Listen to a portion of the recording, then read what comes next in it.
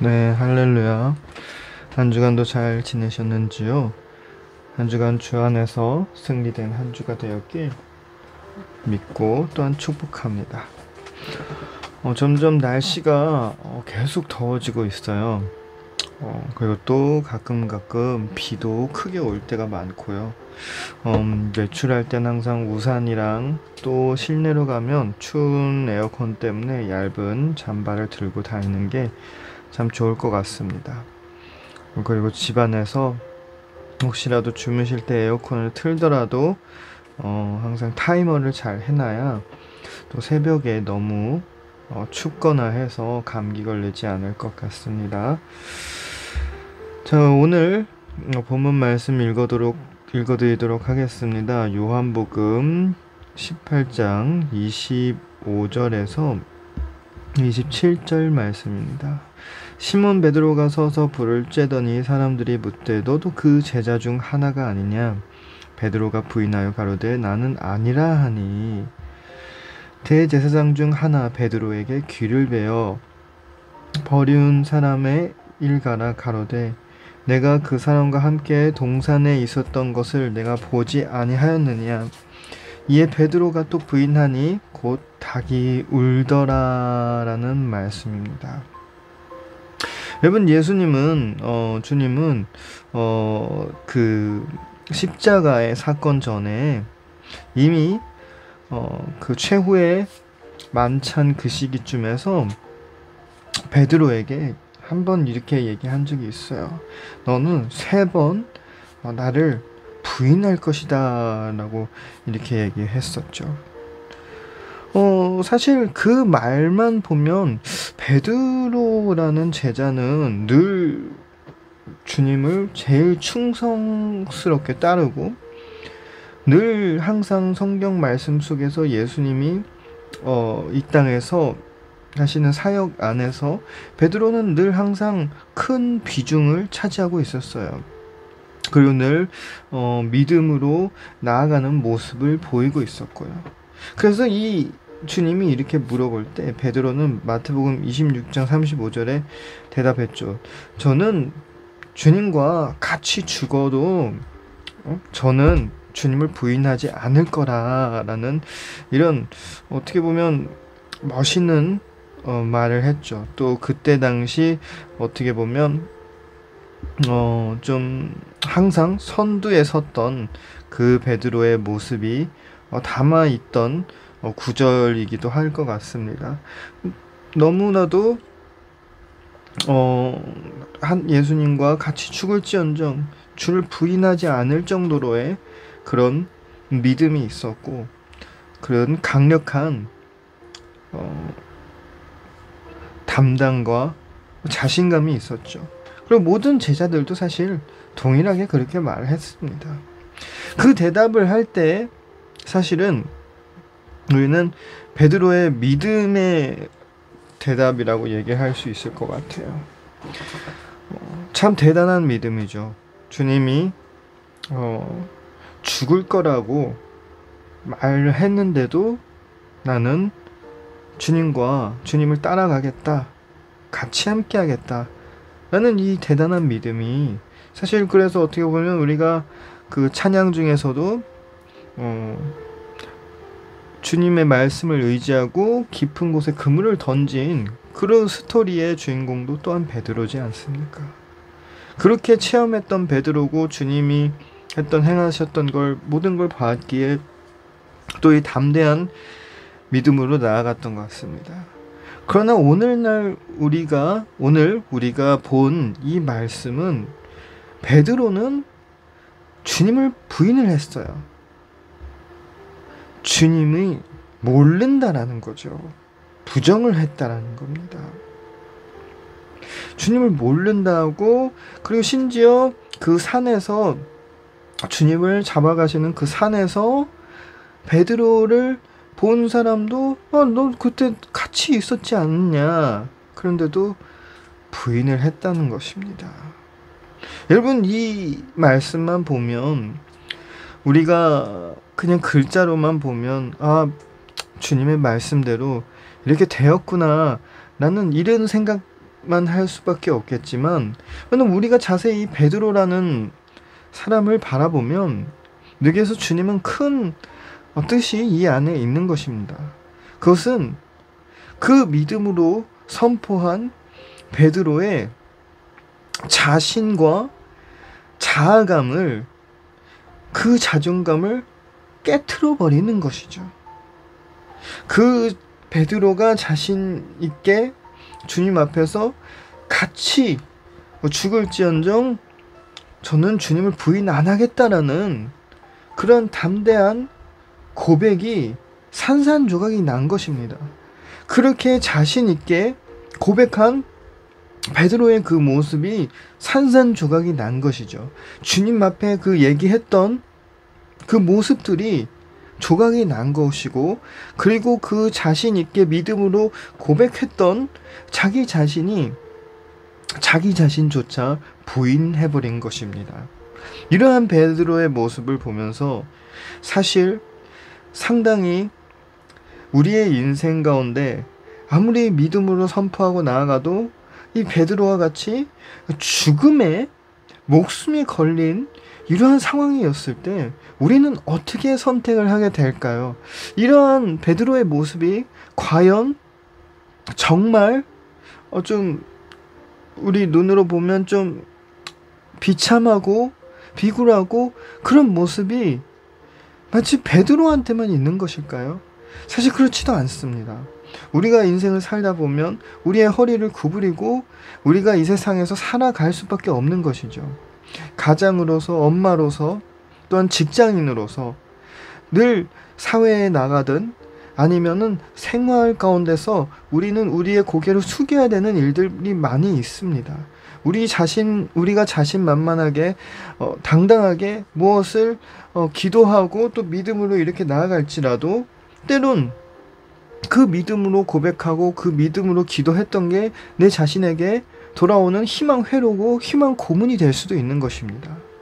그러나 베드로의 이야기가 여기서 주님을 부인하고 나서 끝나면 우리의 인생도 그와 마찬가지예요.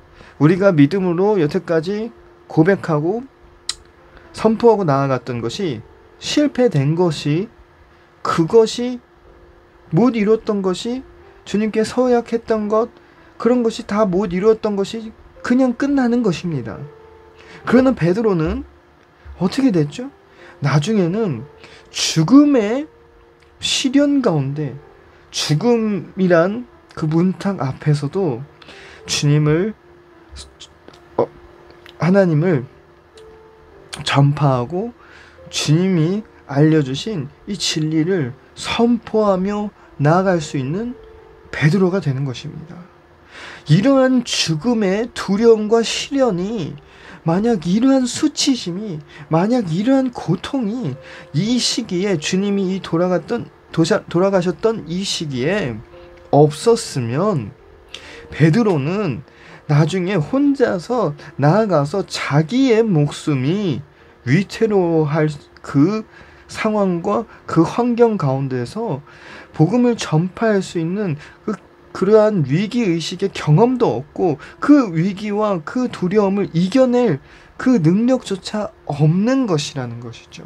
마치 우리가 경험을 한 번도 하지도 못했던 일은 우리가 그 처음 어떻게 이렇게 그 경험 못했던 일을 해결 나아갈 때 너무나도 힘겹고 어려웠던 것처럼 우리는 이 삶이란 시련 가운데서 마치 베드로가 여기서 자기 자신의 선포한 것을 다 부인한 것처럼 자기의 자존과 자기의 자신과 모든 것이 자아가 깨진 것처럼 그러한 순간이 또한 있어야 되는 것입니다.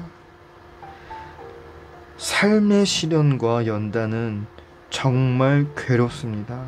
맞습니다. 그런 것이 없었으면 너무나도 좋을 것 같습니다. 그러나 우리는 우리의 인생이 첫 시작하는 돌이 지나고 나서 혹은 돌 전에 우리가 기어다니면서 첫 발걸음을 내딜 때와 같이 처음에 일었을 때, 아이들이 일었을 때 바로 일어서서 걸어 다닐 수 있나요? 물론 진짜 천부적이게 골격이 좋은 아이들 중에서 여태까지 저는 그래도 한두 명은 봤던 것 같아요. 진짜 가만히 누워있다가 갑자기 어느 순간 이 아이를 봤는데 앉아있고, 또 갑자기 어느 순간 이 아이를 봤는데 갑자기 서있고, 또 어느 순간 이 아이를 봤는데 갑자기 걸어다니고. 물론 이것도 그 아이와 같이 매일 지내진 못했던 것이죠. 단 사역자의 입장에서 어떻게 수요일, 금요일, 주일날 다 보는 애인데 어떻게 이렇게 애가 갑작스럽게 이렇게 될 수 있을까, 그러면서 놀랄 때가 많이 있었죠.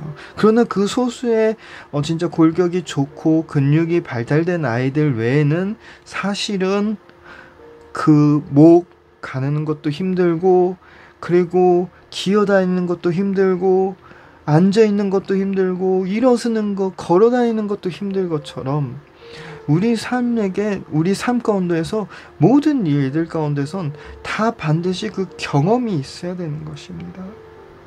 우리가 겪는 지금의 환난, 그 시련, 괴롭습니다. 괴로울 거예요.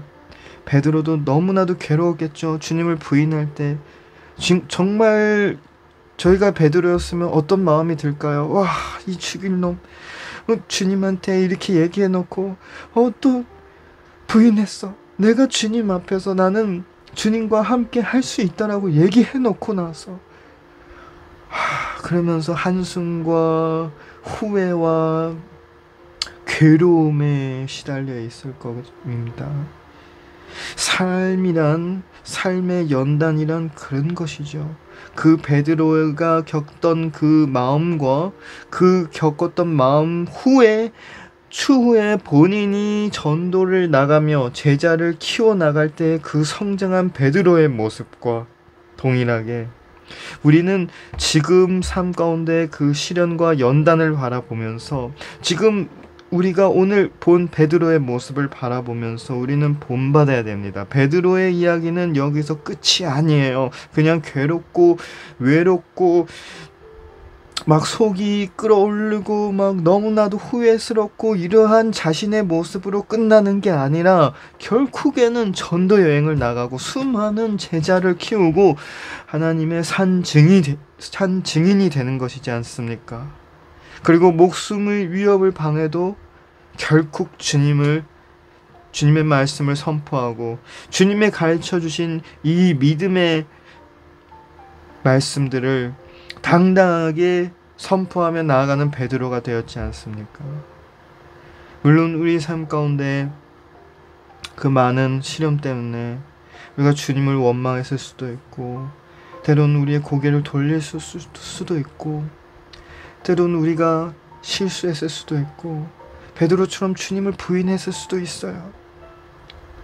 그러나 우리는 그 부분을 벗어내고 회개하고 앞으로 나아가야 되는 것입니다. 우리의 삶은 성장해 나가야 되고 점점 더 앞으로 나가야 됩니다. 거기에 머물거나 이 자리에 머물거나 후퇴하면 안 되는 것입니다. 그러한 시련이 오고 넘어질 수 있어요. 그러나 베드로는 거기에서 멈춰 있진 않았습니다. 결국에는 전도 여행을 떠나며 결국에는 주님의 말씀을 선포하러 나가는 전도자가 됐지 않았습니까? 우리의 삶도 그러길 바랍니다. 멈춰 있는 삶이 아니라 이 모든 것을 견뎌내고 기도하고 회개하고 우리 자신을 다시 단단하게 마음을 먹고 주님 앞에 더욱 가까이 나아가는 저와 여러분이 되고, 또한 그 믿음과 그 모든 자존감이 산산조각이 날지라도 결국에는 다시금 우리의 마음을 붙잡고 믿음을 다시 세우고 주님께 나아가며 우리의 삶 가운데서 아름다운 열매들이 맺어질 줄 주님의 이름으로 축복합니다. 우리 삶 가운데에서 차고 넘치는 축복과 놀라운 역사와 늘 우리 삶 가운데에서 변화되는 모습들이 일어날 줄 믿습니다. 늘 주님의 은혜가 우리와 함께 있을 줄 믿습니다. 기도하겠습니다.